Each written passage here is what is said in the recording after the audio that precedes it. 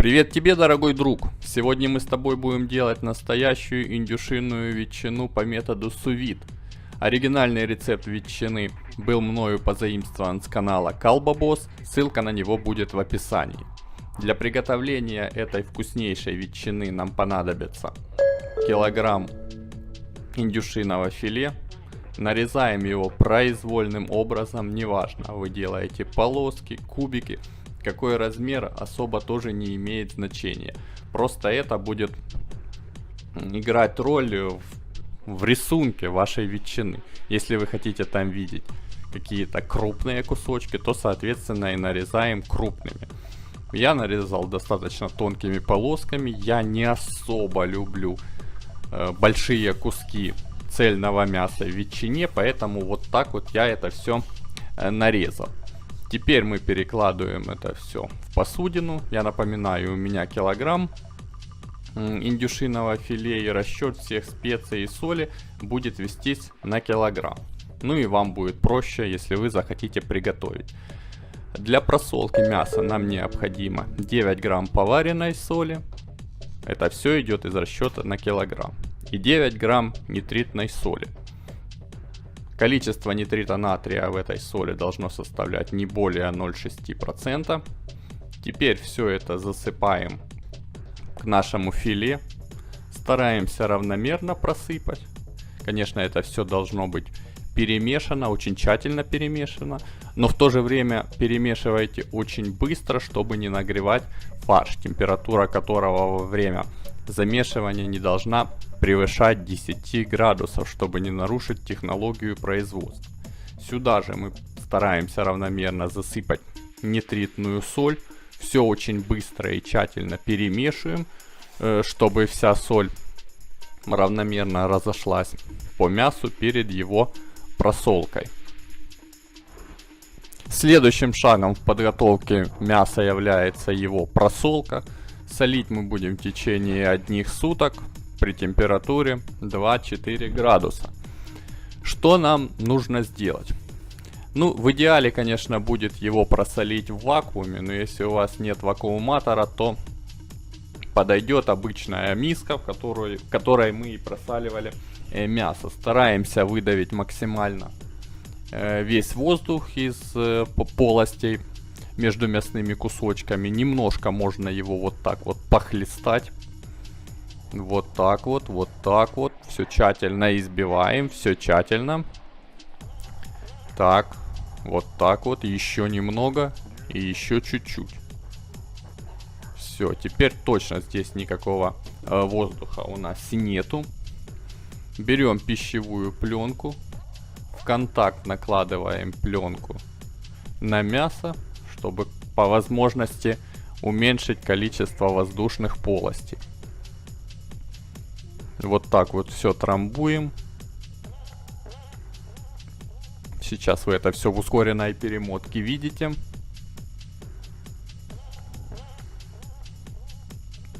И дальше нам необходимо на сутки его поставить в холодильник. Если у вас в холодильнике можно выставить температуру, то ставим температуру в 2 градуса. И в самый верх, в самую дальнюю часть холодильника ставим наше мяско. Все, и теперь сутки оно здесь отдыхает.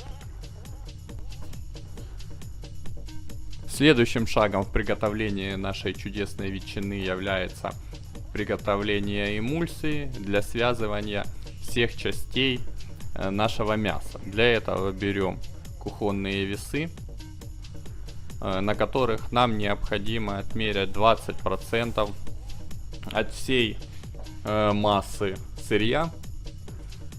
Берем и отмеряем 200 грамм от 1 килограмма соответственно. Мясо уже хорошо просолилось, напомню, прошли 1 сутки. Куски достаточно плотные, хорошо просоленные. Вот, все идеально. Это пока мы отставляем в холодильник. А мясо для эмульсии мы ложим на 15-20, а может и 30 минут в морозилку. Хорошенько его подмораживаем. Сюда же мы кладем 120 мл 20% сливок. которые нам помогут в приготовлении эмульсии.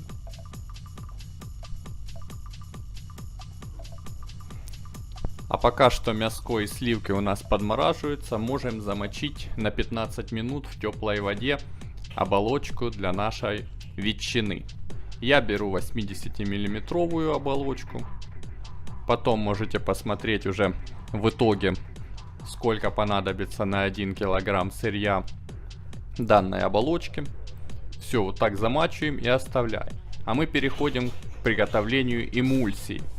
Эмульсию можно приготовить при помощи погружного блендера. Для килограмма сырья его вполне достаточно. А также можете использовать стационарный блендер.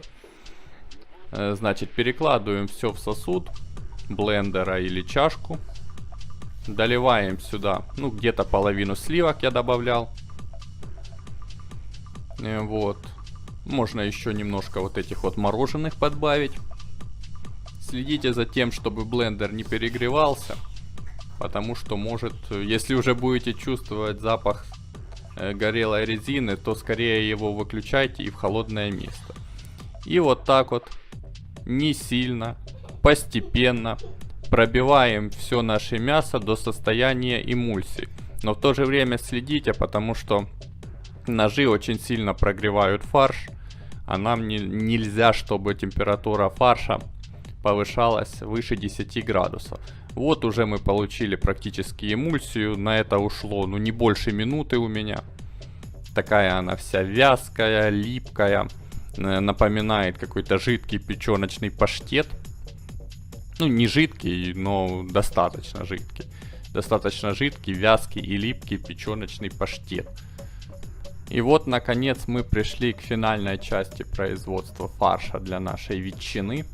Достаем мясо из холодильника, одеваем перчатку и теперь смешиваем все наши продукты. По специям нам нужно чеснок 1 грамм, кориандр 0,5 грамма, перец черный 1 грамм, сахар 2 грамма, фосфат пищевой 2 грамма. Фосфат нам нужен для связывания всех жидких продуктов, а это именно сливки. Остатки сливок, которые остались от производства эмульсии, также добавляем в наш фарш, в нашу смесь. Все ненужное отставляем. И сюда же мы также можем добавить, не можем, а должны добавить нашу эмульсию.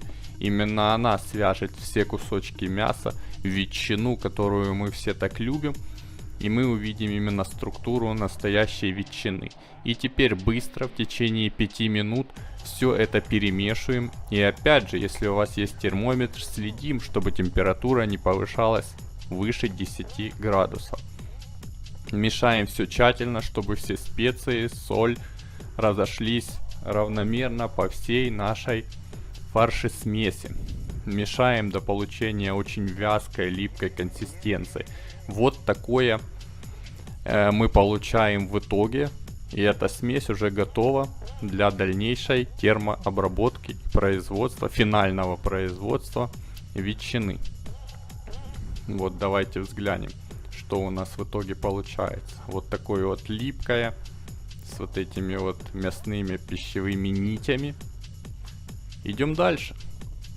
Набивать оболочку, разумеется, удобнее при помощи колбасного шприца, но если у вас такого нет, а есть хотя бы мясорубка с колбасной цевкой, то этого вполне достаточно.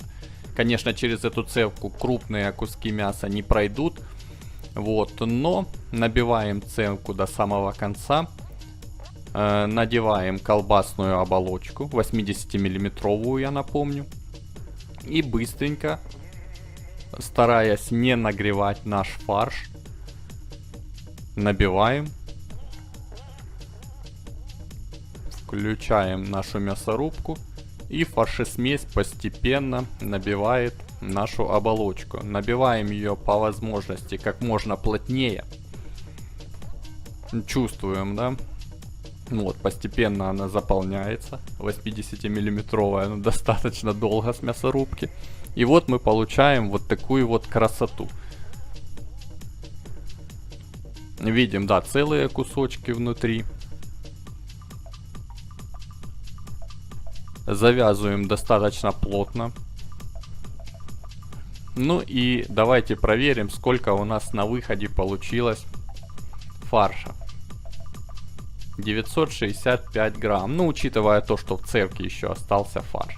Теперь вешаем на 4 часа при комнатной температуре для прессовки. И спокойно идем заниматься своими делами.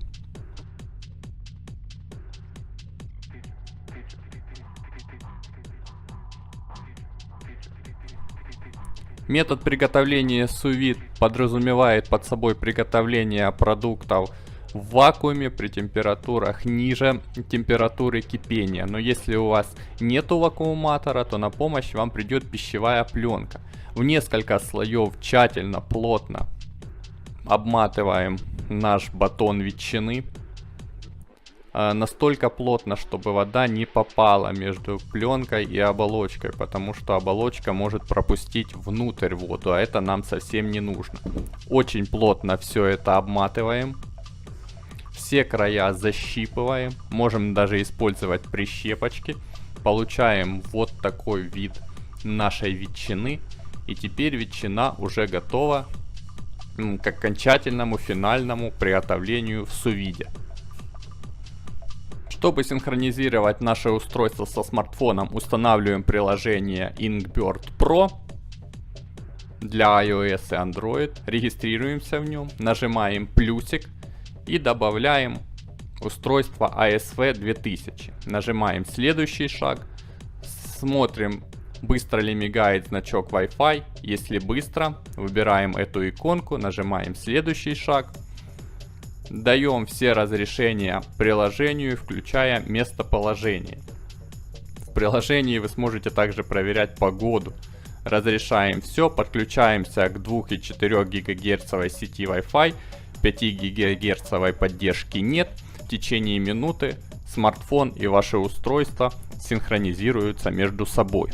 Все, смартфон нашел приложение sous-vide, нажимаем готово. Сейчас они окончательно соединятся. И мы можем перейти к настройкам. Устанавливаем следующие настройки для приготовления ветчины диаметром 80 мм. Здесь мы выставляем время. Конкретно для нашего случая необходимо выбрать время 2,5 часа. И выставляем температуру, соответственно 68 градусов по Цельсию. Если вы используете оболочку меньшего диаметра, то время приготовления, конечно же, будет меньше.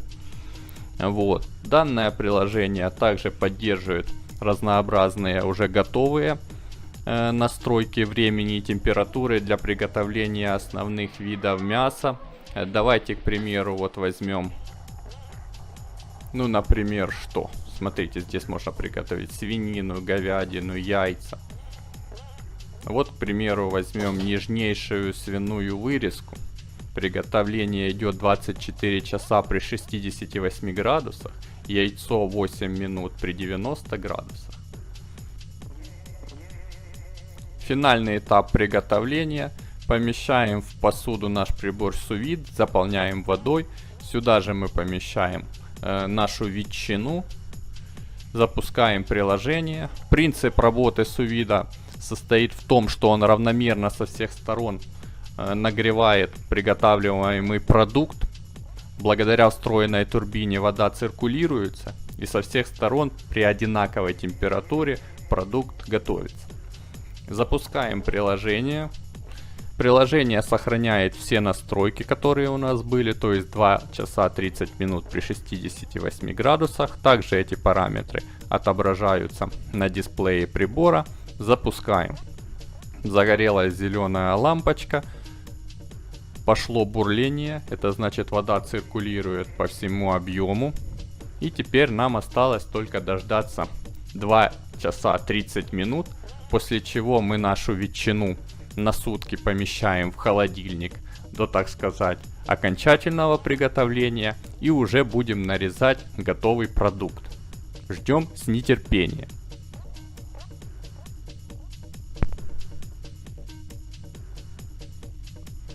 У нас все готово. Как видим, из-за недостаточной плотности набивки оболочка немного отошла, но это никак не отобразится на вкусе. Наша ветчина достаточно плотная, она очень сочная, а какой аромат, чувствуется и чесночок, и кориандр. Вот из-за того, что я брал небольшие кусочки, нету, конечно, такого рисунка с большими там квадратными кусками, как некоторые любят, но на вкусе это никак не отображается. И, конечно же, из-за того, что я брал грудку, она достаточно бледная, но в то же время очень вкусная и аппетитная. Классная получилась ветчина. Ну, ребятки, первый опыт записи такого видео. Хотелось бы получить от вас фидбэк. Комментируйте, пишите ваши отзывы и советы. Подписывайся на канал Распакет.